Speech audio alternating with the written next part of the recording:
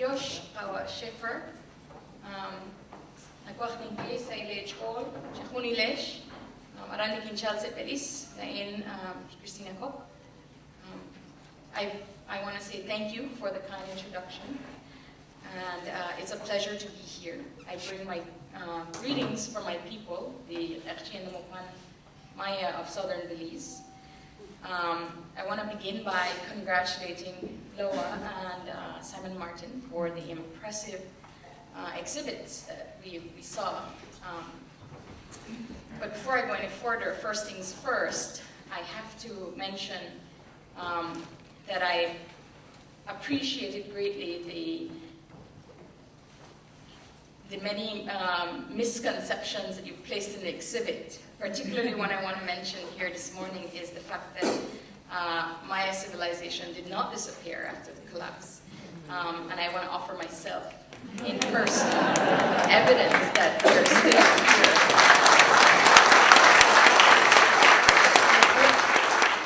With that, I want to acknowledge the presence of my parents here today. It's wonderful, and it's the first time, I think, that my parents have heard me speak at an international conference. Of course, along with the rest of my extended family. We often joke that as Maya people, we travel as a tribe. We bring everything else except, of course, money. I also want to acknowledge my Mayan brothers and sisters from Guatemala who participated in the events of this weekend. As my talk will suggest, as the title of my talk suggests, I am going to explore the politics of cultural heritage and the contemporary Maya in southern Belize. But I would like to begin by sharing a short video of the Maya Land Rights Judgment of 2010. This video gives an overview of the Maya land rights struggle.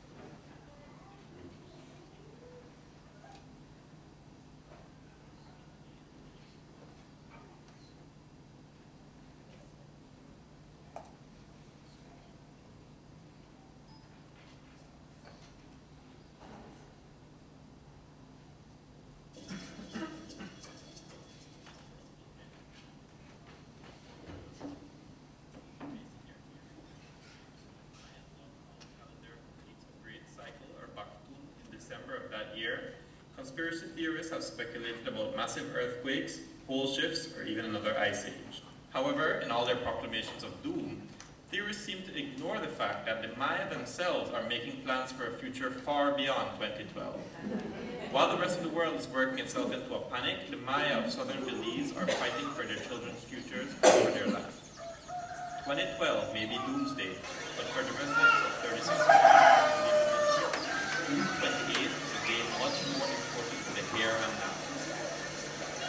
On June 28, 2010 by the Gregorian calendar and 7 then 6 seconds by the Mayan calendar, the Supreme Court of Belize delivered a historical landmark decision that affirmed that 36 Mayan communities in the Belize district have communal rights to the land they have lived on for generations. We just arrived from Belize City, where the Chief Justice of the Supreme Court ruled in favor of the Maya communities, all 38 villages, saying that each of those villages have customary land right tenure, and that as a result of that, the people in those villages have certain rights that are protected by the Constitution, and that the government of Belize cannot deny them those rights, that it is illegal for the government to deny them those rights. He stated further in the relief that he gave to the claimants which were representatives of most of the villages of Toledo, most of the Maya villages of Toledo. Part of the relief is that the government now must stop issuing any concessions, issuing any leases, engaging in any conduct that affects the value or the rights of the indigenous people with respect to their land. As the ruling was being delivered in Belize City, a large crowd of almost 2,000 people was gathering in a small building in the street to await the official results of the court case and to witness the celebration of the community. As they waited, dancers in a nearby church lit candles and prayed in preparation for the start of the Cortez dance.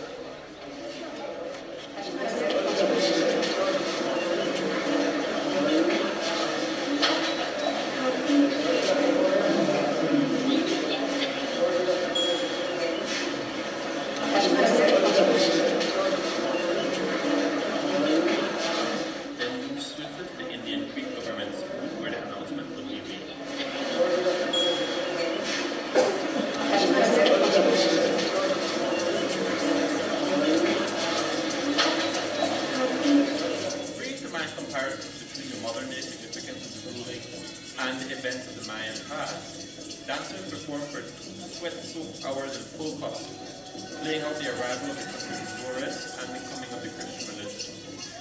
Clad in red and black outfits with masks meant to imitate the Spanish conquistadores and the native Mayans, dancers charged back and forth continually, accompanied by the flute, drum, and band. Small children dressed as jaguars darted between the larger adult dancers, acting out their role as protectors of the Maya until they were finally driven off by the invaders.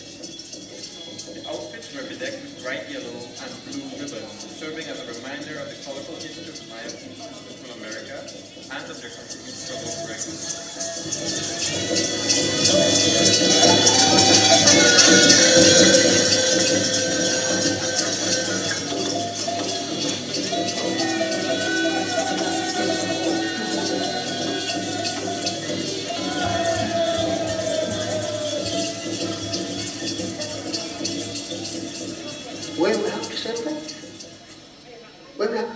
because we depend on the land to work and to raise our children. Yes, I feel happy because I know my children want to work and to survive, for their food, for everything where they want. Today is a wonderful day. Today is a celebration of our generations who will enjoy the security of our customary rights to the lands that sustain us, the lands that feed us, the lands that provide for us, a life that will never be destroyed. In the words of the late Julian, he said, "Come hell or high water, we will fight." And we have, my friends.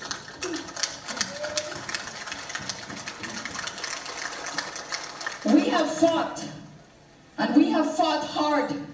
We have struggled, and we will continue to struggle. We know that this is not the end. This is only the beginning. This is the beginning of a greater struggle.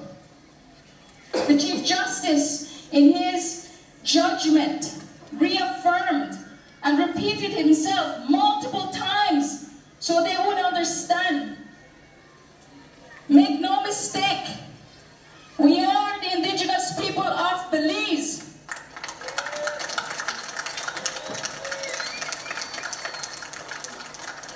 Make no mistake, my friends, we are not from Guatemala, as they say. We are from the land of the Maya.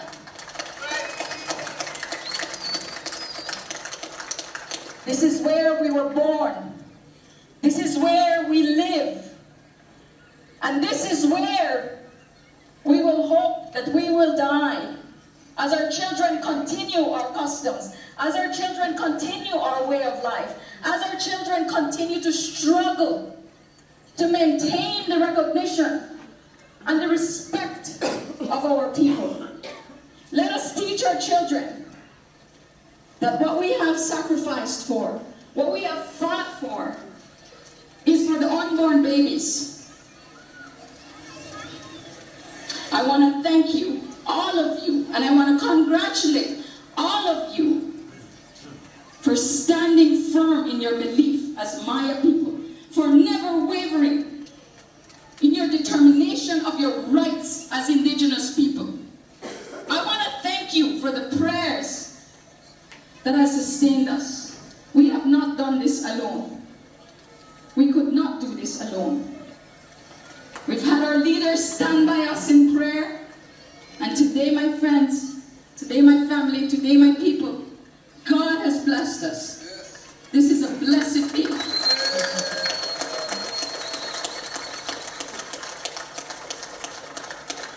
I will end with a scripture that has always encouraged me. The exercise of justice is joy for the righteous. And today, we have seen justice exercised. And so we must rejoice. And I ask you, I welcome you to celebrate with us. This is a victorious day. This is a day that the Maya should celebrate. This is a Maya day.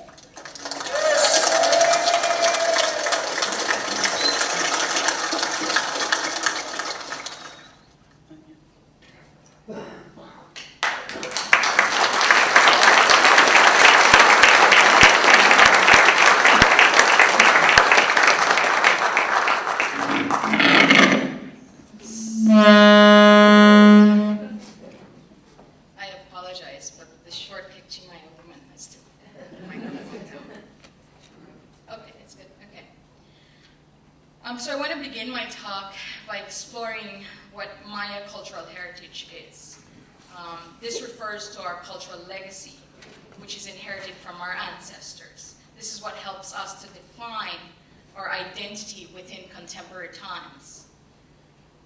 But this has become a tremendous challenge for the Tachi and the Maya Mopan of southern Belize. We are challenged with the identity of being indigenous people of southern Belize.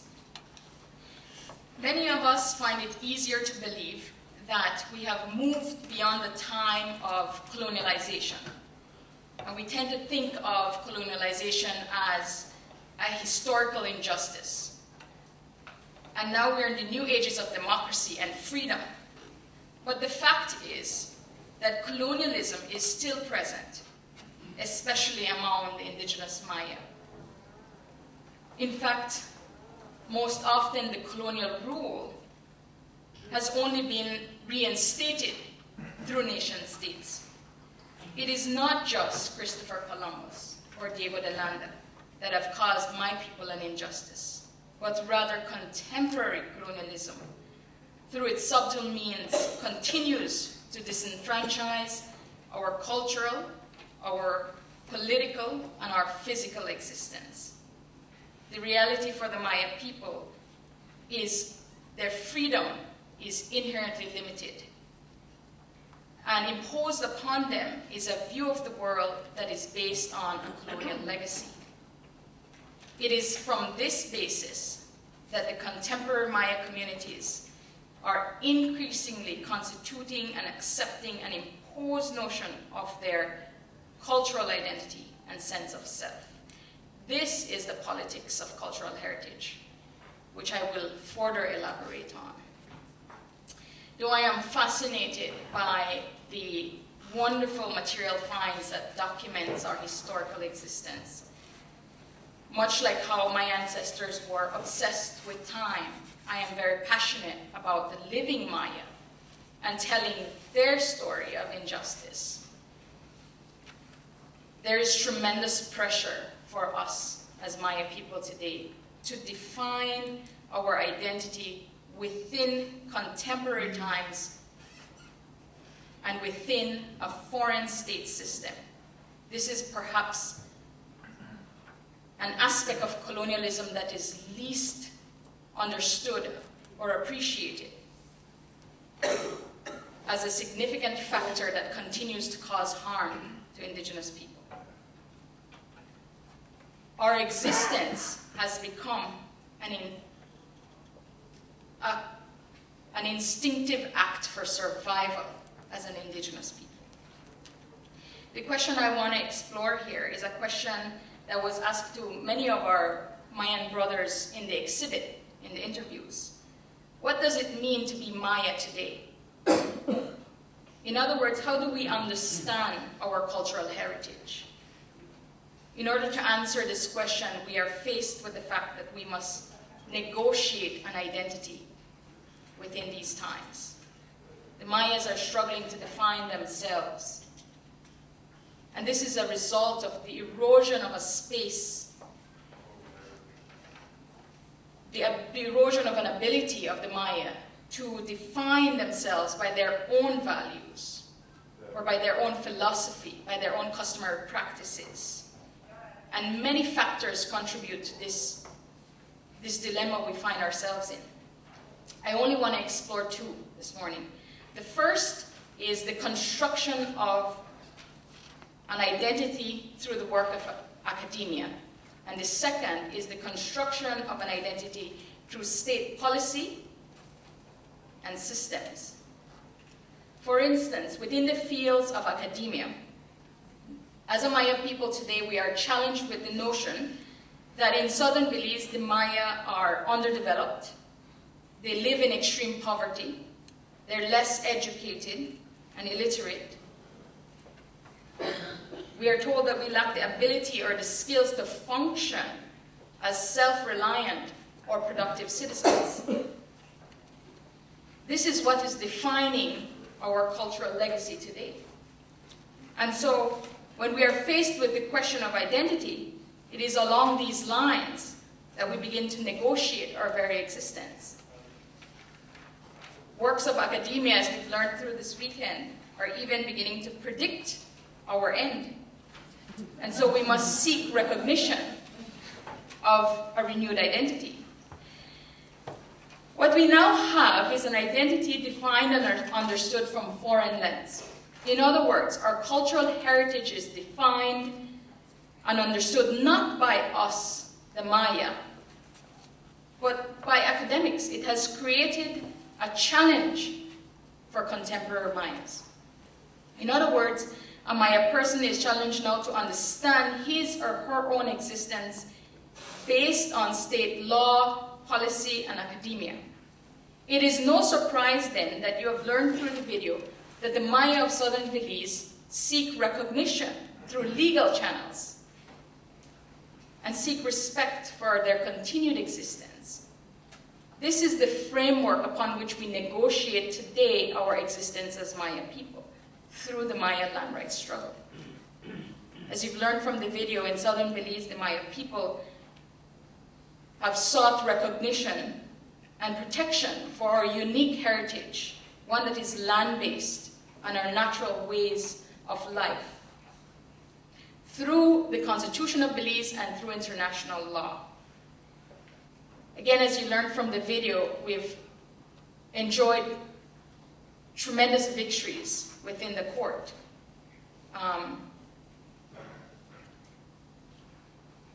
The court rulings, the judgments have been in our favor, and they have agreed with the Maya people of southern Belize that we are indigenous peoples in an area that is now part of Belize, Mexico, Guatemala, Honduras, Salvador. And by virtue of this recognition, then, we hold inherent rights to the land that we have historically used and occupied. In 2004, the Inter-American Commission on Human Rights, and again in 2007 and 2010, the Supreme Court of Belize delivered these legal decisions in favor of the Achinamopan Maya people of Belize. However, there's a great misconception associated with our struggle, and I want to speak about this a little bit. One might say that it has to do with sovereignty, the question of sovereignty. Some people have even gone as far as saying the Mayas are trying to create a state within a state. Others say it's a question of law, policy, to gain control over the lands and the political machinery to make Maya life better. In fact, we have been challenged time and time again to get with the times, to get with the program. Enough of the land issue. But what is poorly understood is that it's not just about land. the issue surrounds the question of identity. What is it today to be Maya? How would our ancestors recognize us today? One of the biggest hurdles that we've come across is intimidation. The notion that we have lost everything, so much so that we no longer have the confidence or the ability to meet our own challenges.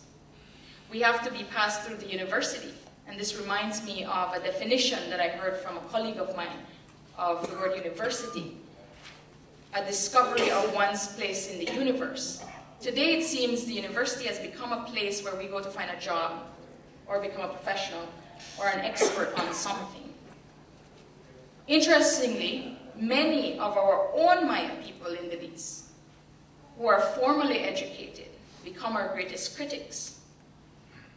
Let me give an example. When we went before the courts, one of the things we found was that the teachers, the primary school teachers, Mayan teachers, began to accept the arguments of the government.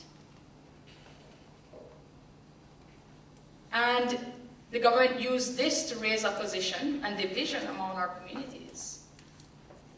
But why did this happen? It goes back to the instinctive acts of survival that I speak about. When I relate this to the aspect of our cultural heritage, I have to ask, what is it that is being lost? It is the individual alienation from my culture, from my community, from my land, and eventually from myself. The Maya person has become detached, alienated from their true self. We are suffering from detachment. In some instances because we have been forcibly removed from our lands. But the real attachment to the land is not found in the title we battle for in the courts. It is not found in the law. It is found in the relationship that we have to the land. Our intimate contact, the learning from, the eating from, the working of the land, the actual giving of our energy to and living on the land. This is what really defines us today. And it is the politics of this that challenges our identity. This is not unique to Belize. I'm sure you've all learned that across the board, nation states seem to be engaged in organized efforts to remove indigenous people from their lands so that it can be developed according to the vision and dreams of others, not the indigenous people themselves. In fact, the vision and the dreams of our Maya people have been pushed aside. It has been crushed and removed. The example of the teachers who I spoke about, who no longer have a milpa, who have entered a cash economy, who are no longer self-reliant, must bow to the colonial rule of the law and policy. Otherwise, they may lose their jobs. This is the loss of relationship to Kanachoj, our land. Because they no longer use the land in the customary ways, they have become susceptible to the imposed ideas of how to live our lives, how to direct our energy. And so over the course of time, we begin to integrate these imposed beliefs into our lifestyle. We begin to accommodate the power of colonial rule and capitalism. To make it more personal, I want to ask this question. How has this harm shaped my experience today as a living Maya? What is the harm done to me as a collective member of my community and individually as well? Well, it has asked me to put the past behind me. But the reality is I cannot put the past behind me because it is this past, my cultural legacy, that is a part of my identity, that makes me who I am as a Maya today. So the Maya in Toledo are not obsessed with the catastrophe predicted for December 21st, 2012, but rather they are grappling with a continuous threat to their very existence in the now, The threat to our land is essentially the threat to deprive us of our experience, which is land-based, an attempt to make us adopt a state system. It's the state's inability to address our issues as Maya people, promoting instead the creation of a new citizen, a Belizean citizen, not a Maya. We're being forced to reconcile. By this, I mean that we are being forced to come together as a people to face a common future, defined not by ourselves as Maya, but imposed upon us. The effect is to destroy our confidence as Maya and build a dependence on the state. This is indeed the end of Maya civilization. Perhaps I will offer another interesting example which parallels really with the work that so many of you have done, the wonderful work that so many of you have done. But one example that shows how, as Dr. Hoops put it yesterday, good intentions, well-intentioned scholarships can cause unintended harm. When we were before the courts, an affidavit was presented on the part of a renowned archaeologist in... You mentioned 5 countries with indigenous Mayan populations. Clearly the laws and the treatment of the Maya varies from country to country. There are bright spots and there are very dim spots. Can you highlight some of the highs and the lows over the 5 countries?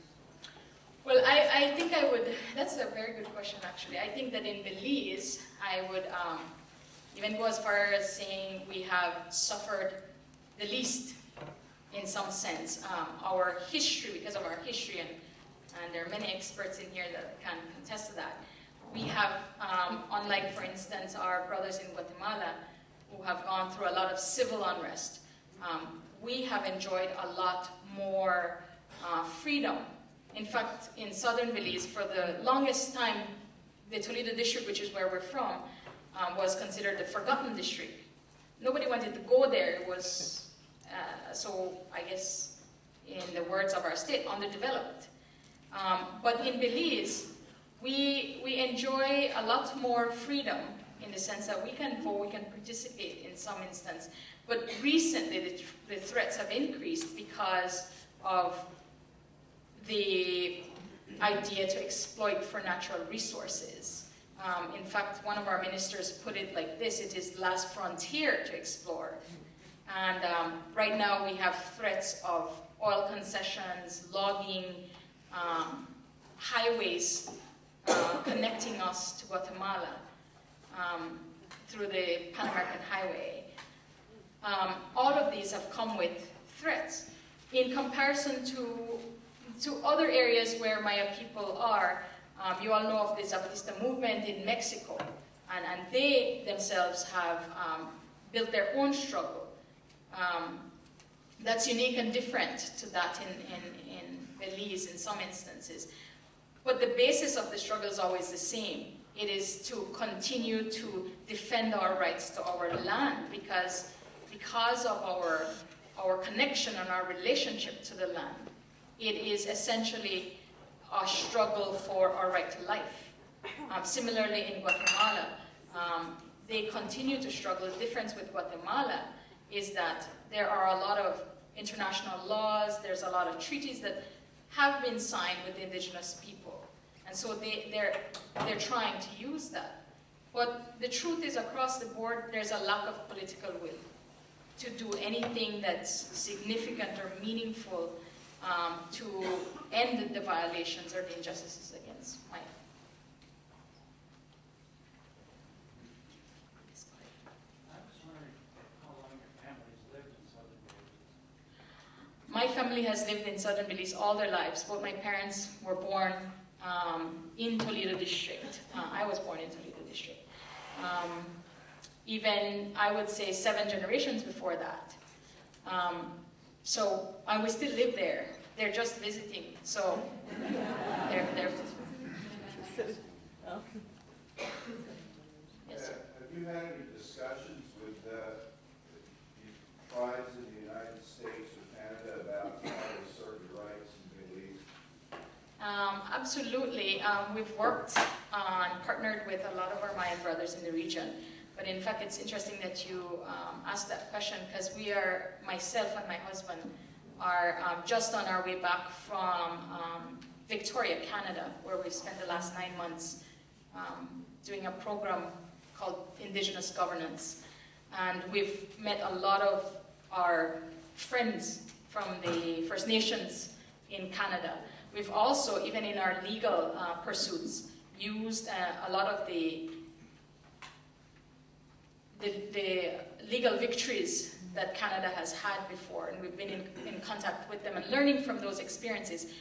All that has happened with other First Nations doesn't always work well with what we are striving for, but certainly we've borrowed a lot from those experiences.